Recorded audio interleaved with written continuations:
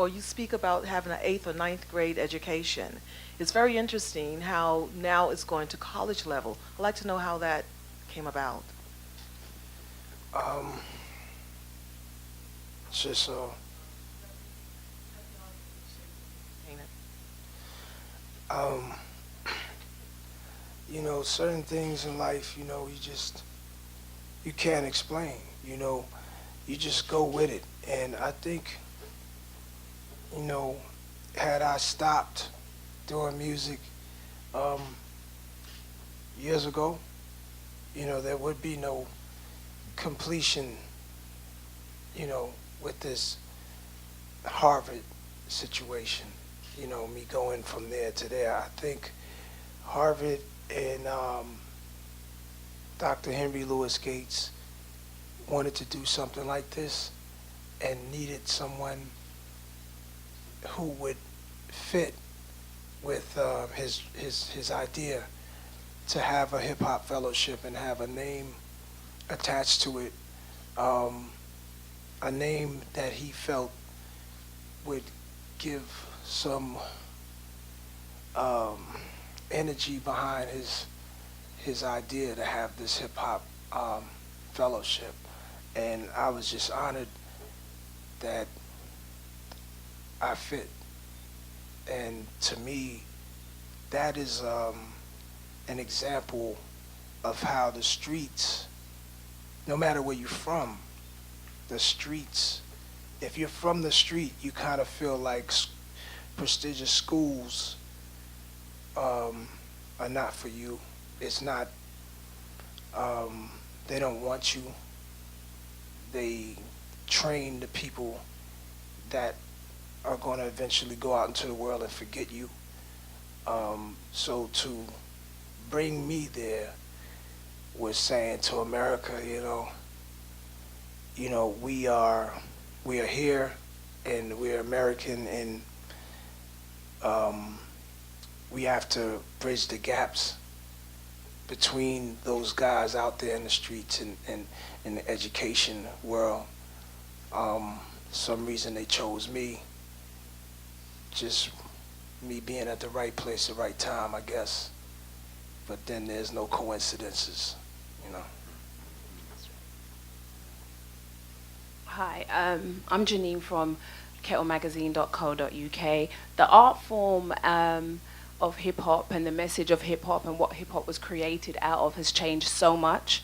So I wanted to know, did that have any play on the message you wanted to bring in filming this, as far as the direction, and did you want to go for a specific message as far as the legacy of hip hop, where it came from, and kind of tying it in with what we're seeing today as what hip hop is represented as? Go ahead. I would say, 20 years ago, Illmatic, for us, Eric and I, inspired us, to actually 20 years later now make a film.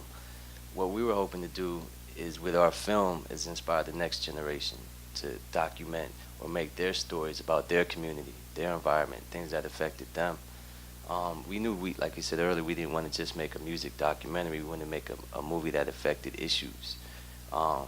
Specifically, we looked at the back of the album cover, and we looked at the song titles. New York State of Mind, looked at housing in New York. We wanted to know how that affected the Jones family.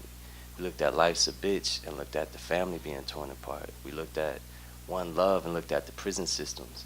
So we decided to look at those songs as metaphors to what was going on, in the community, in the culture, and then relate it to Nas and his story. And it's important for us to really tell our own stories from the inside out, people that lived it, And with technology being the way it is, people can pick up a camera now, so we're hoping this film inspires that.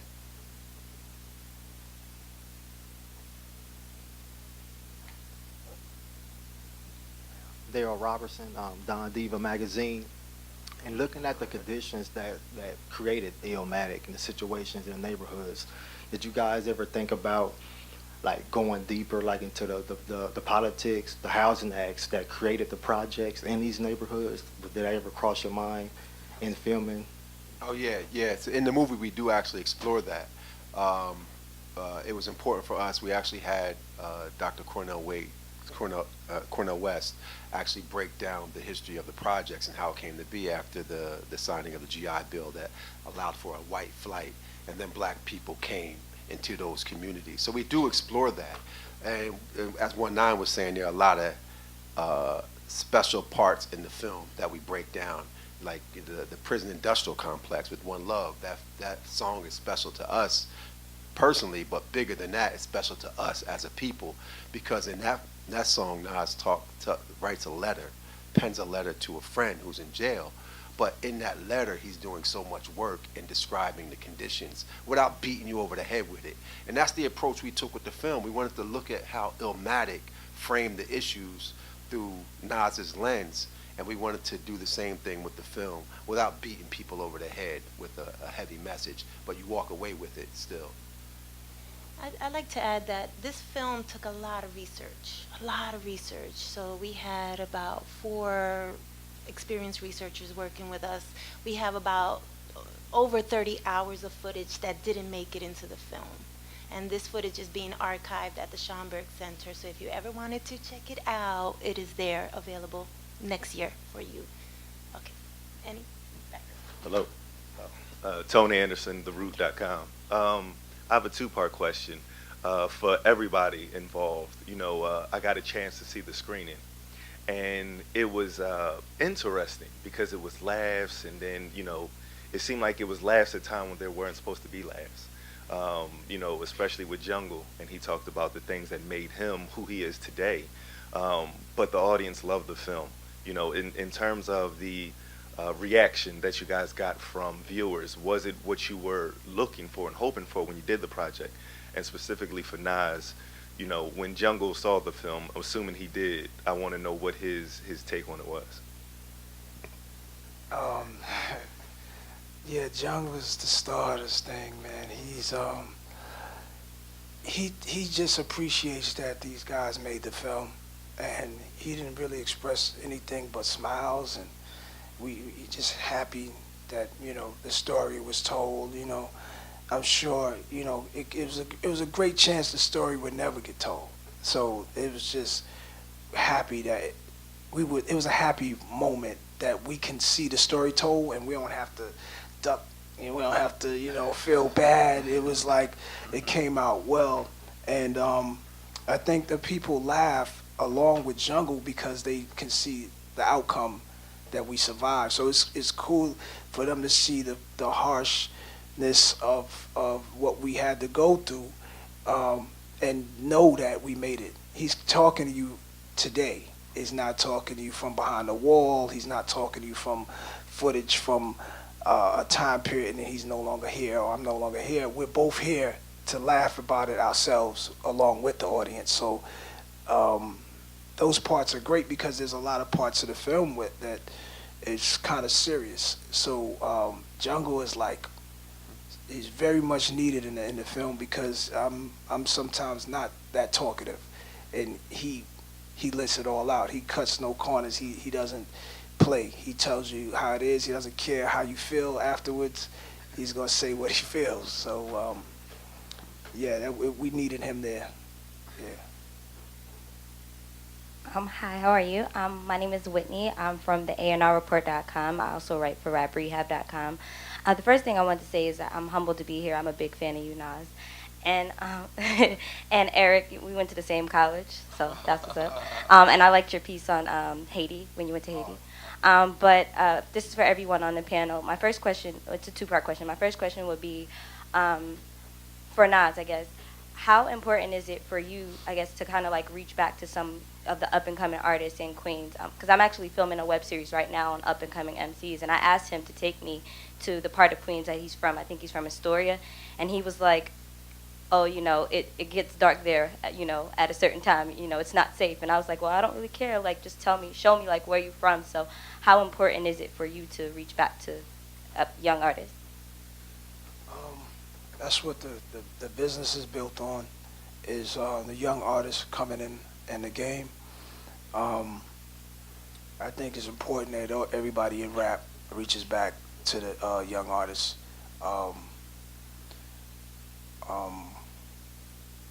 yeah, then it's up to that young artist. You know, we reach back, but then the young artist has to he has to show up, and that's where it gets real. Yeah. Hello. Andre Mullen from Access.com. This question actually is for Nas. Just wanted to first, I wanted to applaud 19 and my former colleague at Vibe magazine, Eric Parker, on possibly a very groundbreaking movie. But Nas, I think here's what I wanted to ask you, because Illmatic is considered one of the most prolific albums in hip-hop history. Undoubtedly, the film is the embodiment of the struggle of what hip-hop represents. And now there is a film that actually tells it from and speaks about it. I'm sure not just from, I'm really excited to see the film. And I'm sure it's not just from your point of view alone, but from a wider perspective. How has the film affected the way that you view the impact of your music? It's a reminder, measuring stick, big time reminder. Took me back to why I even got into the business, why I even wanted to do it, and showed me the time period where things was mad different. Like back then, it wasn't I'm gonna get rich tomorrow. It was about getting some money, but it wasn't like I'm gonna get super rich tomorrow, because that would be against the mission. The mission was to give the people the story after Chuck D, after Eric B, after Cool G Rap, after Ice Cube. The 90s were opening up, and there was a new world, and we were sort of like reporters that came after them, those greats from that era before me. So to remember that was refreshing, because today you can kind of forget. The music is so vast and so everywhere, and so good times and so nothing. And some of the music is great, but it was great to see this film to remember the beginnings of this. And there was no blueprint to it. It went from rap superstars to, hey, here I am, album cover, projects. It was no Rolls Royce on the cover, even though one of my favorite album covers in hip hop is Follow the Leader, when they're sitting on the Rolls Royce. So I love Eric B for that. But this was a different time period where we had something to say, where the fans or the listener could watch us grow. And that was the beginning for me. So it's cool. So I sat back, and it made me want to do a new record. It made me want to do something. It reminded me, like I keep saying reminder, it reminded me where I am today. I needed this movie so it could say, dog, this is where you are now. Look where you started, and this is where you are now. It gave me my footing, you know what I'm saying, today, so I can remember and continue to do what it's supposed to do what I'm supposed to do in this day and age. And I needed this. Yeah. We have one more question. Hi, this is Alvin from Hip Hop Wired. Quick two questions. First for the panel, 10 years in the making, what, the film's 74 minutes, so what had to be cut that you wish that you could have squeezed in? And actually for Nas, there's a point in the film where Jungle talks about getting shot and how it changed him. And we all know, for lack of a better word, Jungle was about that life, but meanwhile you got your deal, you move on. Not necessarily move on, but you move on to bigger and better things while Jungle's still in QB. So what was it like dealing with that? Well, Jungle changed a little bit. Jungle hasn't changed wherever we are, wherever he is, he's community based. He's a community guy. He doesn't like Hollywood. He doesn't like the music industry. He likes the hood, and that to me is an honorable thing. He, in a lot of cases, keeps me in the community. He's a lot of the reasons why I go back. So it's a big deal. Like, he's met everybody, from actors to athletes to everybody, and they love him, and he loves them. But he's always gonna stay where he is, and that to me is the best thing around me, because at the end of the day, that's what's real. And you know, he you see it in the movie. You saw the movie. Yeah, you see the movie. He's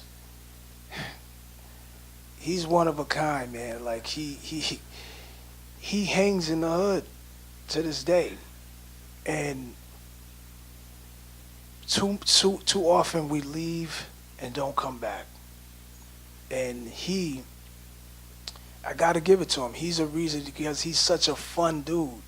He's such a funny dude that he's a party. Jungle is a party.